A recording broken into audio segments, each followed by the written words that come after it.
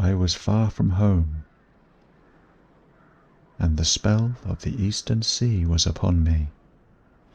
In the twilight I heard it pounding on the rocks, and I knew it lay just over the hill where the twisting willows writhed against the clearing sky and the first stars of evening.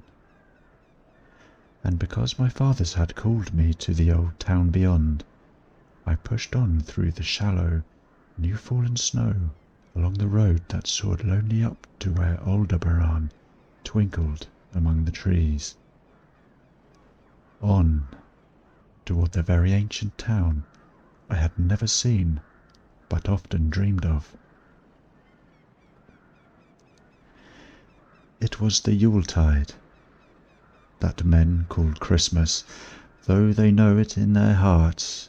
It is older than Bethlehem and Babylon, older than Memphis and mankind.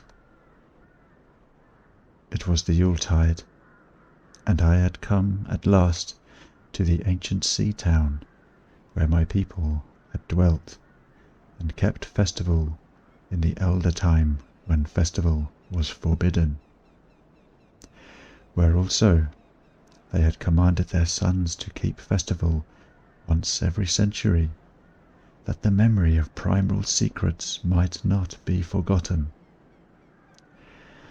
Mine were an old people, and were old when this land was settled 300 years before. And they were strange, because they had come as dark, furtive folk from opiate southern gardens of orchids, and spoken another tongue before they learnt the tongue of the blue-eyed fishers. And now they were scattered, and shared only the rituals of mysteries that none living could understand. I was the only one who came back that night to the old fishing town as legend bade, for only the poor and the lonely remember. Then, beyond the hill's crest, I saw Kingsport, outspread frostily in the gloaming, snowy Kingsport, with its ancient vanes and steeples, ridge-poles and chimney-pots, wharves and small bridges, willow trees and graveyards, endless labyrinths of steep, narrow, crooked streets, and the dizzy church-crowned central peak that time does not touch. Ceaseless mazes of colonial houses piled and scattered at all angles and levels like a child's disordered blocks. Antiquity hovering on grey wings over winter-whitened gables and gambrel roofs, fanlights and small paned windows, one by one gleaming out in the cold dusk to join Orion and the archaic stars. And against the rotting wharves and sea pounded the secretive, immemorial sea out of which the people had come in the elder time. Beside the road at its crest, a still higher summit rose, bleak and windswept, and I saw that it was a burying ground where black gravestones stuck ghoulishly through the snow like decaying fingernails of a gigantic corpse. The printless road was very lonely, and sometimes I thought I heard a distant horrible creaking as of a gibbet in the wind. They had hanged 4 kinsmen of mine for witchcraft in 1692, but I did not know just where. As the road wound down the seaward slope, I listened for the merry sounds of a village at evening, but I did not hear them. Then I thought of the season, and felt that these old Puritan folk might well have Christmas customs strange to me, and full of silent hearthside prayer. So after that, I did not listen for merriment or look for wayfarers, but kept on down past the hushed lighted farmhouses and shadowy stone walls, to where the signs of ancient shops and sea taverns creaked in the salt breeze, and the grotesque knockers of pillared doorways glistened along deserted, unpaved lanes in the light of little curtained windows. I had seen maps of the town and knew where to find the home of my people. It was told I should be known and welcomed, for village legend lives long. So I hastened through back street to circle courts, and across the fresh snow on the one full flagstone of pavement in the town to where Green Lade leaves off behind the market house. The old maps still held good, and I had no trouble, though at Arkham they must have lied where they said the trolleys ran to this place, since I saw not a wire overhead. Snow would have hid the rails in any case. I was glad I had chosen to walk, for the white village had seemed very beautiful from the hill, and now I was eager to knock at the door of my people, the 7th house on the left in Green Lane, with an ancient peaked roof and jutting second story, all built before 1650. There were lights inside the house when I came upon it, and I saw from the diamond window panes that it must have been kept very close to its antique state. The upper part overhung the narrow grass-grown street and nearly met the overhanging part of the house opposite, so that I was almost in a tunnel, with the low stone doorstep wholly free from the snow. There was no sidewalk, but many houses had high doors, reached by double flights of steps with iron railings. It was an odd scene, and because I was strange to New England, I had never known its like before. Though it pleased me, I would have relished it better if there had been footprints in the snow and people in the streets, and a few windows without drawn curtains. When I sounded the archaic iron knocker, I was half afraid. Some fear had been gathering in me, perhaps because of the strangeness of my heritage, and the bleakness of the evening, and the queerness of the silence in that aged town of curious customs. And when my knock was answered, I was fully afraid, because I had not heard any footsteps before the door creaked open. But I was not afraid long, for the gowned, slippered old man in the doorway had a bland face that reassured me, and though he made signs that he was dumb, he wrote a quaint and ancient welcome with the stylus and wax tablet he carried. He beckoned me into a low, candle-lit room with massive exposed rafters and dark, stiff, sparse furniture of the 17th century. The past was vivid there, for not an attribute was missing.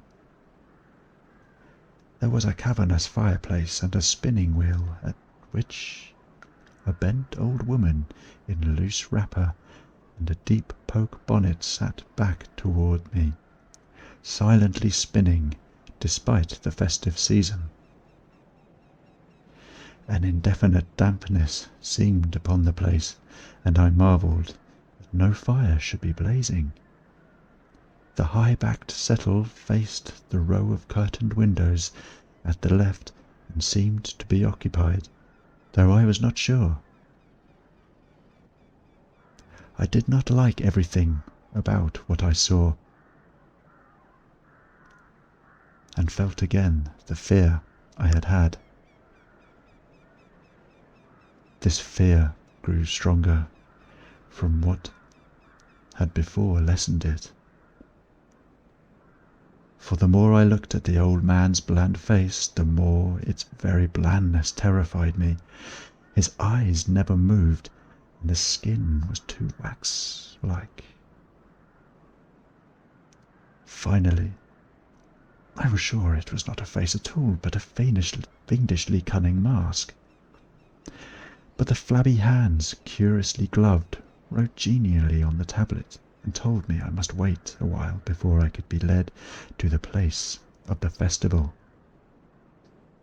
Pointing to a chair, table, and pile of books, the old man left the room, and when I sat down to read, I saw that the books were hoary and mouldy, and that they included old Maurister's wild marvels of science, the terrible Sedicissmus Triumphatus of Joseph Glanville, published in 1681, the shocking Demonolatria of Remigius, printed in 1595 at Lyons, and worst of all, the unmentionable Necronomicon of the mad Arab Abdul Azaret.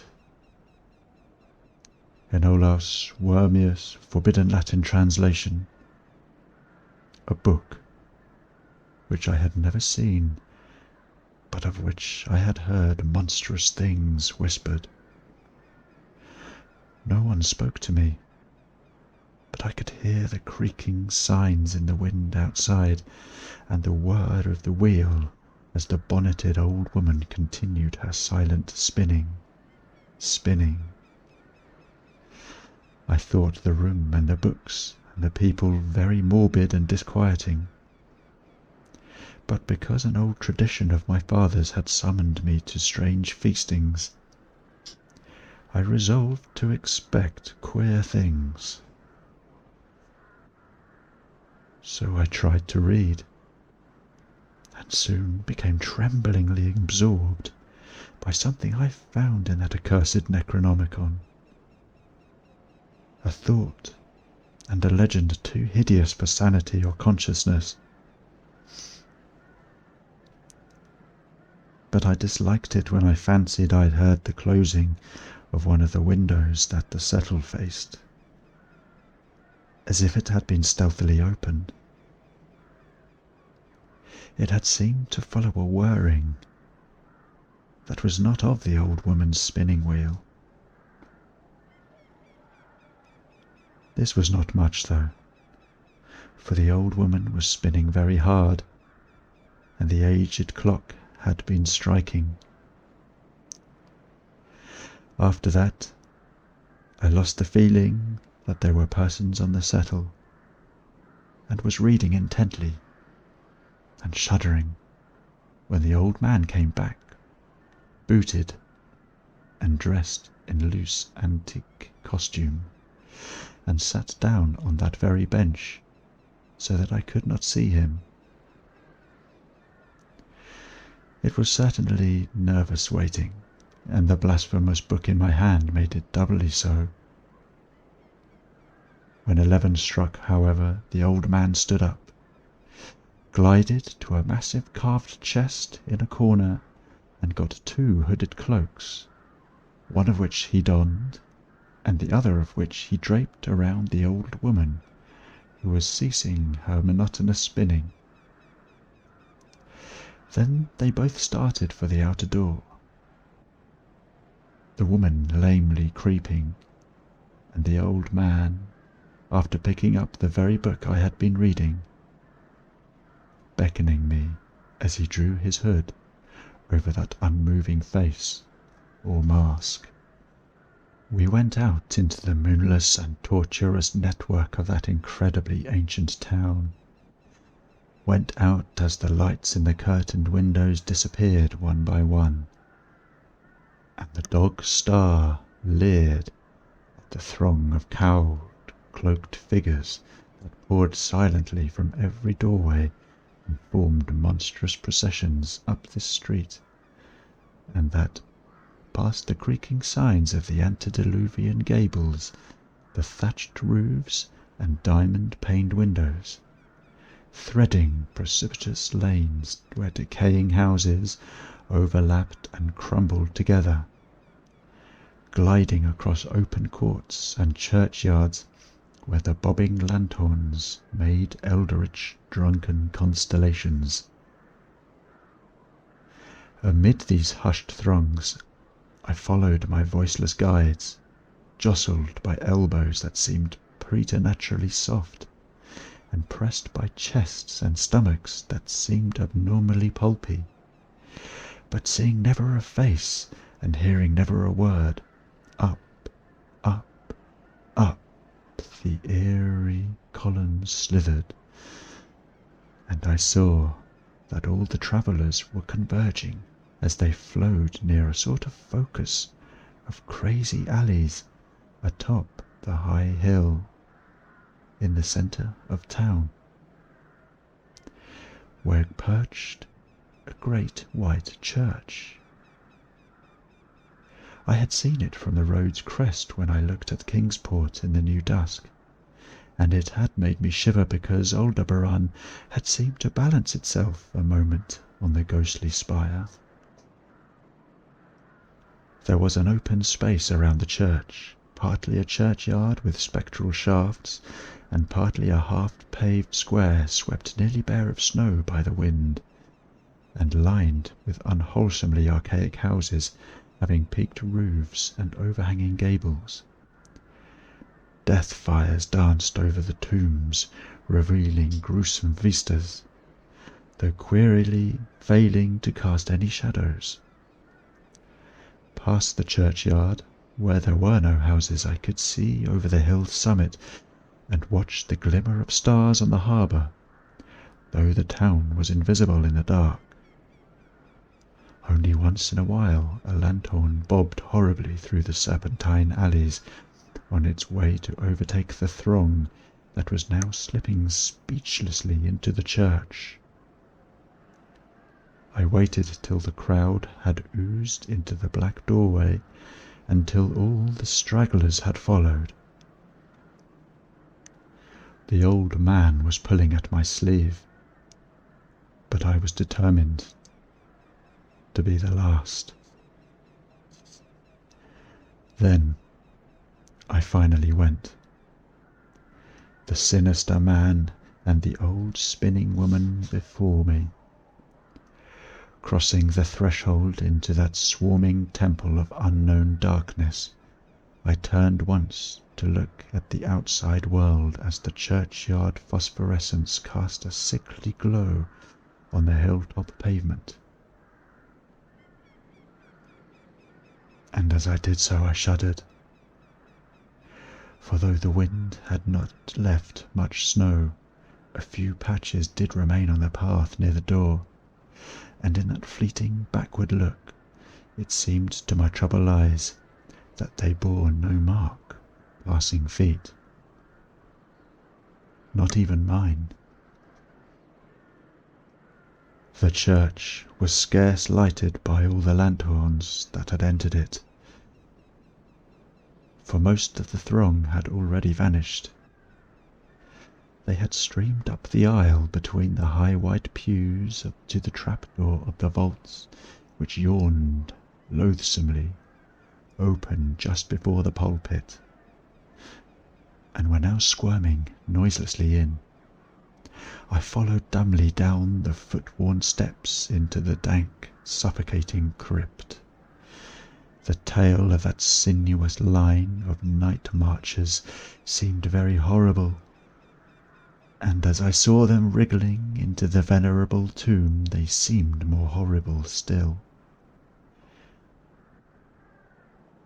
Then I noticed that the tomb's floor had an aperture down which the throng was sliding, and in a moment we were all descending an ominous staircase of rough-hewn stone, a narrow spiral staircase, damp and peculiarly odorous. that wound endlessly down into the bowels of the hill past monotonous walls of dripping stone blocks and crumbling mortar. It was a silent, shocking descent, and as I observed after a horrible interval that the walls and steps were changing in nature, as if chiselled out of the solid rock.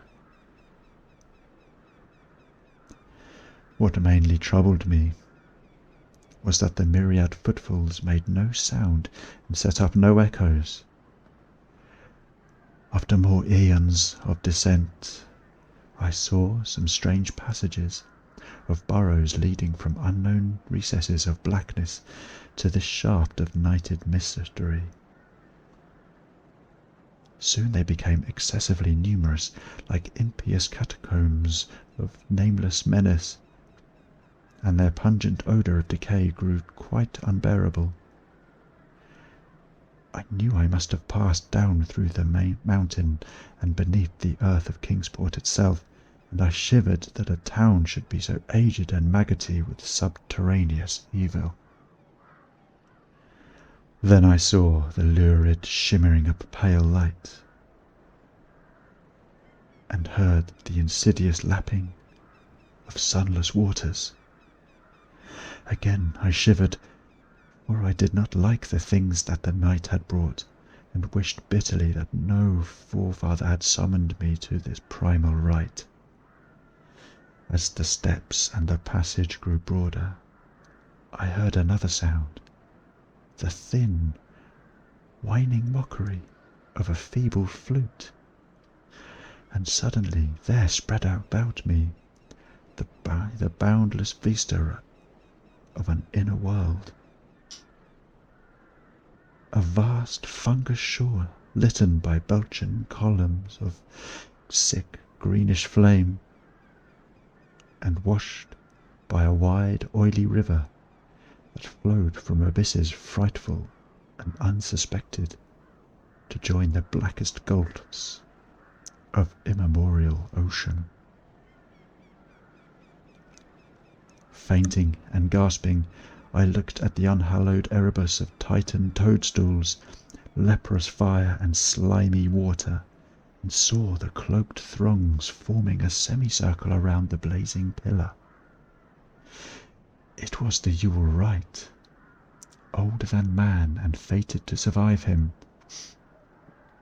The primal rite of the solstice and of the spring's promise beyond the snows, the rite of fire and evergreen, light and music. And in the Stygian grotto I saw them do the rite, and adore the sick pillar of flame, and throw into the water handfuls gouged out of vicious vegetation, which glittered green in the chlorotic glare. I saw this, and I saw something amorphously squatted far away from the light, piping noisomely on a flute. And as the thing piped, I thought I heard noxious muffled flutterings in the fetid darkness where I could not see. But what frightened me the most was that flaming column, spouting volcanically from depths profound and inconceivable, casting no shadows as healthy flame should, and coating the nitrous stone above with a nasty, venomous verdigris. For in all that seething combustion no warmth lay, but only the calmness of death and corruption. The man who had brought me now squirmed to a point directly beside the hideous flame, and made stiff ceremonial motions to the semicircle he faced. At certain stages of the ritual they did grovelling obeisance, especially when he held above his head that abhorrent Necronomicon he had taken with him.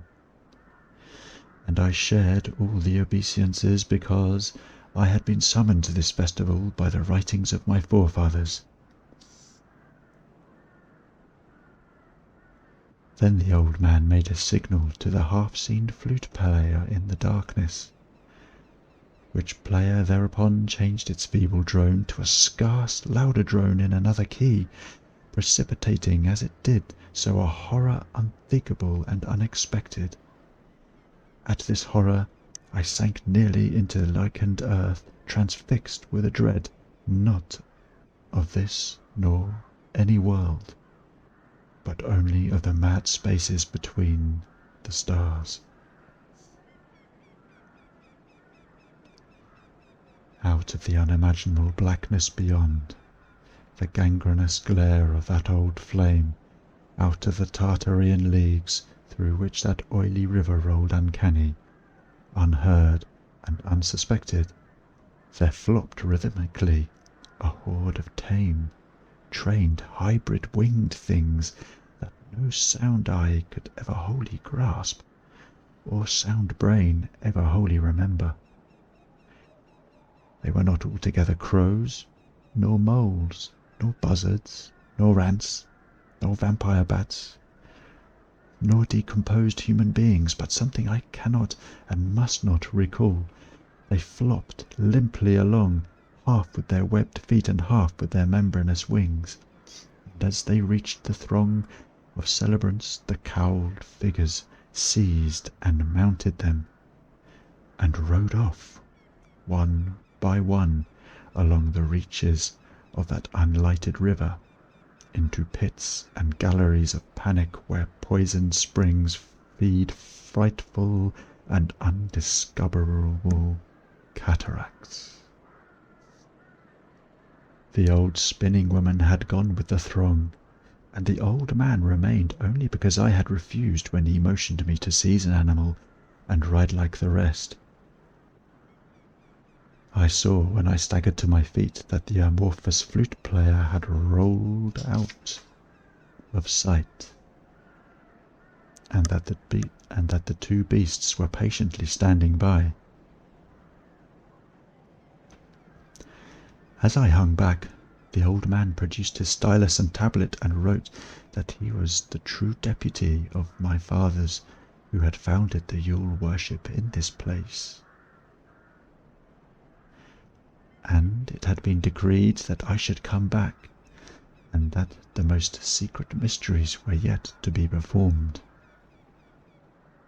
He wrote this in a very ancient hand, and when I still hesitated he pulled from his loose robe a seal ring and a watch, both with my family arms, to prove that he was what he said.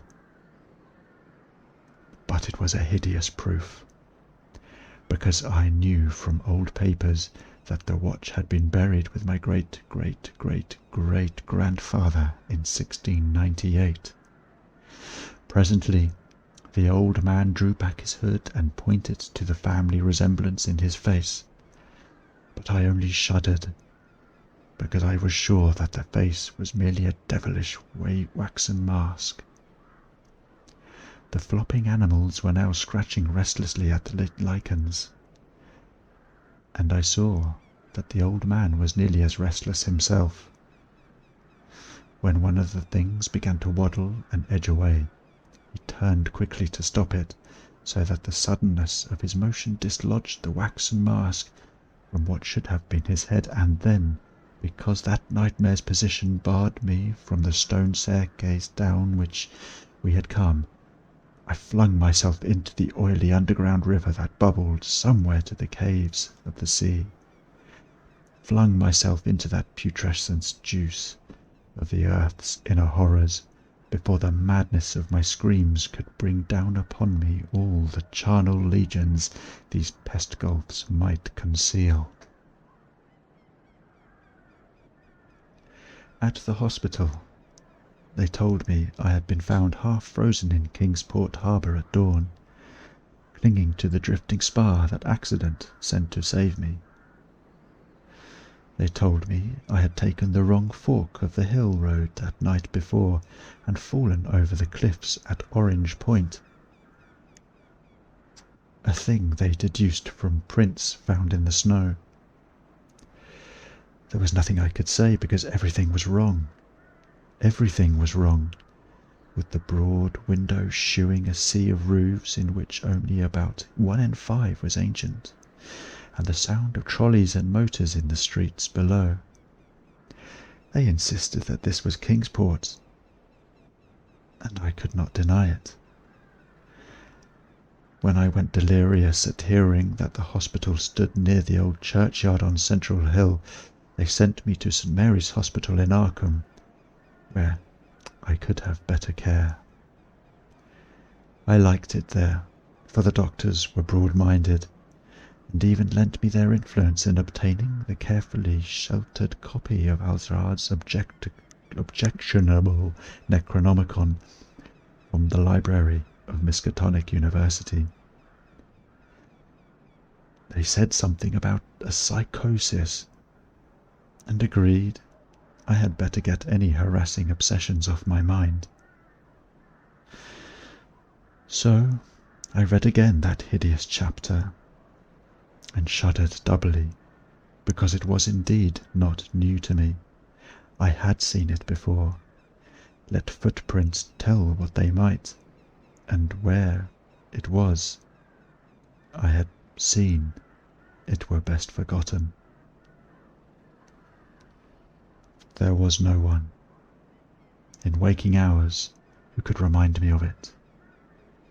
But my dreams are filled with terror because of phrases I dare not quote. I dare quote only one paragraph, put into such English as I can make from the awkward low Latin.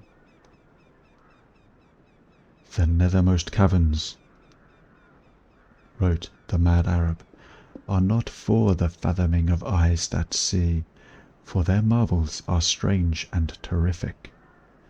Cursed the ground where dead thoughts live new and oddly bodied, and the evil mind that is held by no head. Wisely did Ibn Shakabo say that happy is the tomb where no wizard hath lain, and happy the town at night whose wizards are all ashes.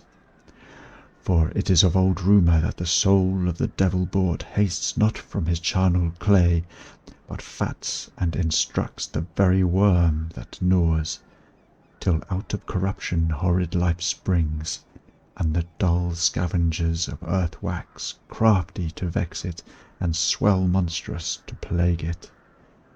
Great holes secretly are digged where earth's pores ought to suffice, and things that have learnt to walk that ought to crawl.